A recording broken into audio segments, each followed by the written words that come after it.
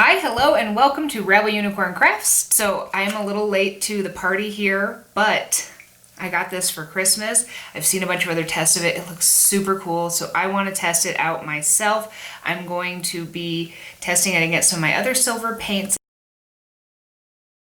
One other thing I have seen all over that this is quite smelly, toxic smelling. So I'm going to be taking the proper precautions. You should as well. I'm going to be opening a window, turning on my air purifier, and wearing a respirator. A teeny tiny bit about this paint. So this is by Stuart Semple and Culture Hustle. I will not go over the history of this brand because there are plenty of really good YouTube videos that will explain it to you. So I do recommend after watching this that you look one of these up because it is funny and petty and just great. Anyways, this paint is pretty expensive. It's $37 and some change plus some shipping. So this is a spender for a little bottle. However, everything I've seen in all the reviews and their own claims is that this covers a huge amount of space. So this should last you for a while. Now, don't make the same mistake I did. Make sure you actually watch the how to use the paint video because I was a little unsure because most of their other paints are acrylic and they even specifically state that this is not an acrylic or water-based paint. This is a solvent, so it does need to be treated a little differently. Here's the packaging for this paint. It's pretty simple, but it is kind of nice with the detailing and the raised lettering. Now, while I open this up and kind of show you around the packaging, I do want to talk about one thing. I've seen this used to paint onto objects, specifically smooth objects, metal, plastics, and kind of used more in decorating figurines and that type of things. What I'm particularly interested in is its uses for art. How could I actually use this in my paintings and not just painting something cool that already exists silver?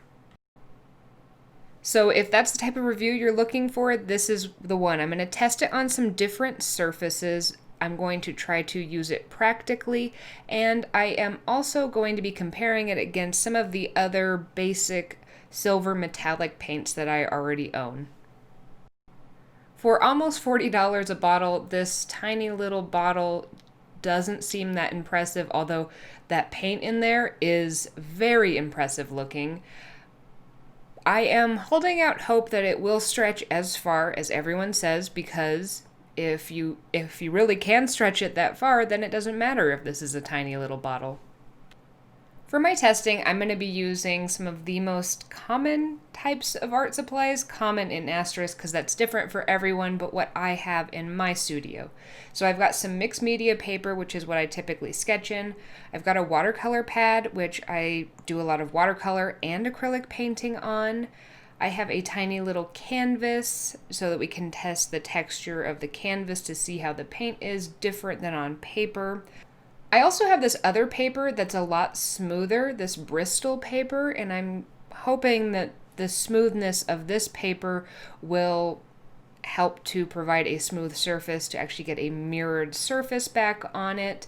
And I'm also going to be testing on some smooth board or MDF board because I'm thinking maybe that would also be a good way to apply this rather than just putting this on plastic or metals that already exist. I labeled all my surfaces so that I could keep track of where I was putting it so I would not get confused against the other tests I'll do later. And then it was time to actually open this up. And I do have to say that even though I saw a ton of videos where they talked about how bad this smelled, because I had the window open, my air purifier on, and my respirator on, I didn't smell this at all. And I let my studio air dry after this, well, dry for about 30 minutes before going back in, and there was no remaining smell. Pouring this out, it is absolutely gorgeous. I cannot believe how silvery it looks in its wet form. Now, it is difficult to pour this out without it getting to drip down the side of the bottle, and it feels a bit like a little bit of waste of paint, so that would be my one gripe. The other thing they say is to test it or use it with a brush. Now, I did not do my homework and watch that video first, so I recommend doing that, but I kind of had a feeling that this might ruin a brush if I didn't know how to wash it, so I chose an old brush, and it does spread quite a lot. Now, I am using paper and some more porous materials, so it is going to soak it up a little bit more, and I don't think that it would go as far as, say, on a piece of metal or plastic that's non-porous. So let's do a few things to test. I've put it here on the multimedia, I've put it on the canvas, and I'm going to put it on the hardboard. I'm also going to test putting multiple layers of this paint on to see if that helps.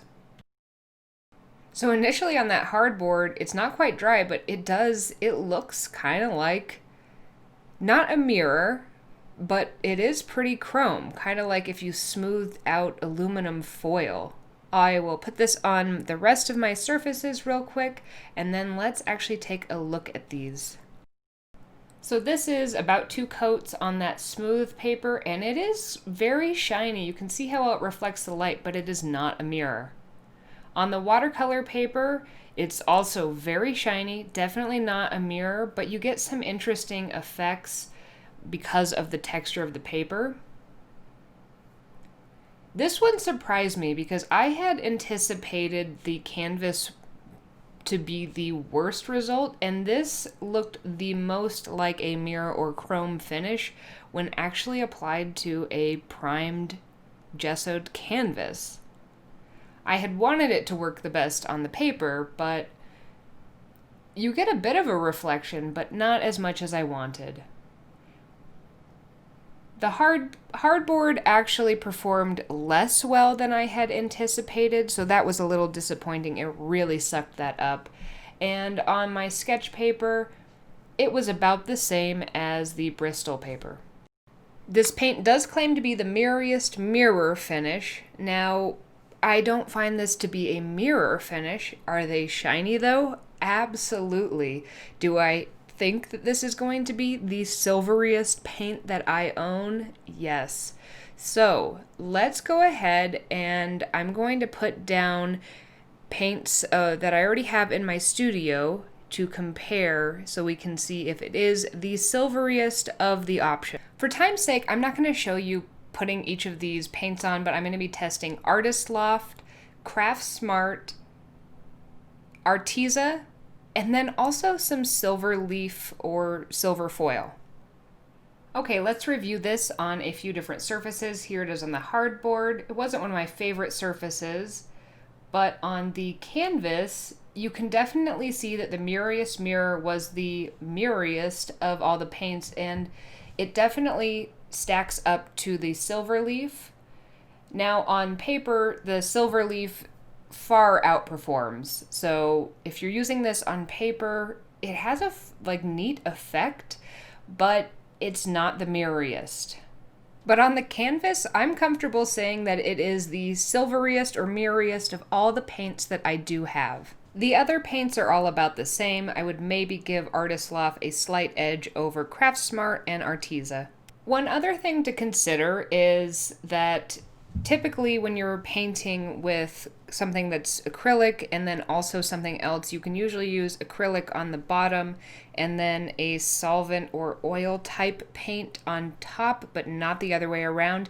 And this we can use in our favor. I painted a little black acrylic paint down onto the paper, and something about doing this did actually increase the mirror shine effect, so this might be great for adding highlights on top of different paints. Now, I would check your paints to make sure that they're compatible with this for longevity's sake, but if you're just adding something cool for fun, this might be a great option to add on top of acrylic paints. I have been having so much fun with this speedball printing kit that I got that what I really wanted to do with this paint was to make a block print of this cute character I based off of my dog, and then create kind of a little halo effect around her with that paint.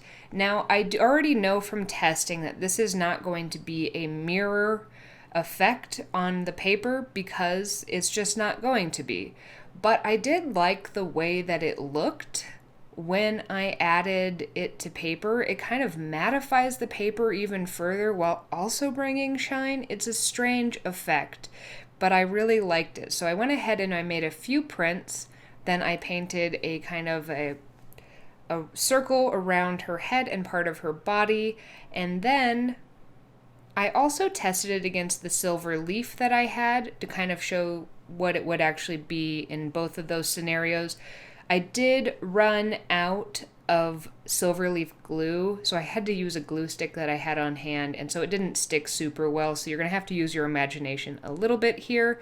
But in general, I actually really like both of these, and my conclusion for, is this paint actually like an art supply? Now, I know that anything can be art, so if you're painting figurines and things like that, that's not me saying that that isn't art. It's just when we traditionally think about art and using it on these supplies that most people are going to be creating art on, paper, canvas, hardwood, hardboard, that type of thing, I'm going to give it a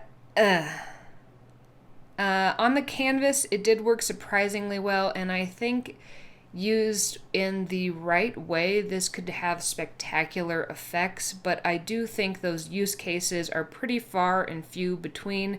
So my general verdict is that this is more of a coating for 3D type art, so figurine painting, and not so much as a traditional art supply. So if you are looking to add some silver pop, there are other paints out there that work pretty well, and even though they're not maybe as good as this one, the price point might make it worth it to choose something that's not quite as shiny over this and something that's more compatible with your actual art supplies. One quick thing to note, that if you do watch the video, you'll see this, you have to actually clean your brushes and things with mineral spirits or some sort of other solvent. So here is my brush after cleaning it with water, and that's what will happen if you try to clean it with soap and water. Have you tried the Mirroriest mirror paint or any of the other Culture Hustle art products? Let me know in the comments below. I'm curious to know what you think about these. Thank you so much for watching. If you'd like to see some of my other videos, check out my channel. You can also see some of my other art and work either on Instagram at Rebel Unicorn Crafts or at Lacey Walker Art, and I hope that you have a magically creative day.